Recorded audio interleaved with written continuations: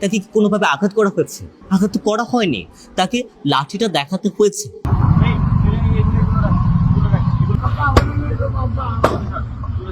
একটা বয়সের ভার তিনি দেখাচ্ছেন সেই ভিডিওতে, কিন্তু আরেকটা ভিডিওতে আমরা দেখেছি যে তিনি মাদকের একটা বিতর্কে জড়িয়েছে, সেখানে তাকে একদম টকবকে একদম যুগের মতো দেখা গেছে। শুরু থেকে কিন্তু আমার হাতে কিন্তু কি ছিল না, লাঠি ছিল না, কিন্তু এই লোকগুলোকে আমি 6 দিন ধরে টানা তুলছি, যে ভালো করে বুঝাচ্ছি যে চাচা এখান থেকে উঠে যান। আপনারা সেই ভিডিওটা আরেকটু ভালো করে দেখেন, সে কিন্তু লাঠি চার্জ করা হয়নি। আপনি বারবার দেখবেন সেখানে পেট্রোল বোর্ডের একজন সদস্য তিনি কি করেছেন, তিনি তার ব্যাগে লাঠি চার্জ করেছেন, দুটো বাড়ি দিয়েছেন জাস্ট। হ্যাঁ, তাকে কোনোভাবে শারীরিকভাবে আঘাত করা হচ্ছে? আঘাত করা হয়নি।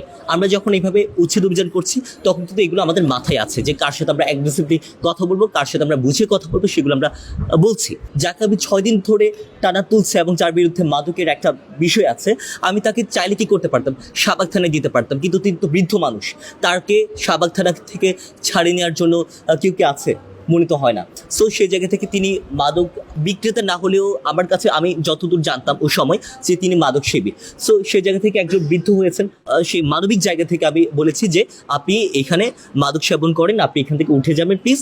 এখানে স্টুডেন্টরা অনেকভাবে এগুলো দেখছে, আপনার থাকা উচিত নাই।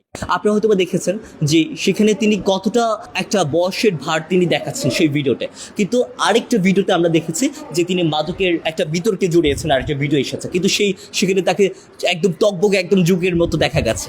মূলত বার্ন স্ট্রিটের ফুটপাথ থেকে কিন্তু তাকে ধরা হয়নি, তাকে ধরা হচ্ছে কোত্থেকে? আপনারা দেখবেন যে ফুটপাথটা হচ্ছে বার্ন স্ট্রিটের অপোজিটে, অর্থাৎ এই টোটালটাই হচ্ছে আমাদের কার্জন এরিয়া, এবং ওই দিক থেকে কিন্তু অমরকৃষ্ণ হল, এটা টোটালটাই কিন্তু কি আমাদের বিশ্ববিদ্যালয়ের অংশে পড়ে। এখন যে পোস্ট করেছেন তিনি কিন্তু বিতর্কিত করার জন্য ওখানে এক্সাক্ট যে লোকেশন সেটা কিন্তু দেন নাই, উনি বলছেন বার্ন স্ট্রিট আমাদের আওতায় না পড়লেও আমাদের যেই জায়গা থেকে তাকে ধরা হয়েছে তার অপোজিট জায়গাটা, সেটা কিন্তু আমাদের কি আওতায় পড়ে। আমি কিন্তু শুরুর দিক থেকে অ্যাগ্রেসিভ ভূমিকা পালন করছি না, এটা আর একটু স্পষ্ট করে দিই। আমার জায়গা থেকে প্রথমে বুঝাচ্ছি, বলছি, বলার পরে 6-7 দিন যখন উঠছে না, তখন তো আমাকে ভাই একটু হলেও তাকে দেখাতে হবে, কঠোরতা দেখাতে হবে। তাকে কি কোনোভাবে আঘাত করা হয়েছে? আঘাত তো করা হয়নি, তাকে লাঠিটা দেখাতে হয়েছে। কেন?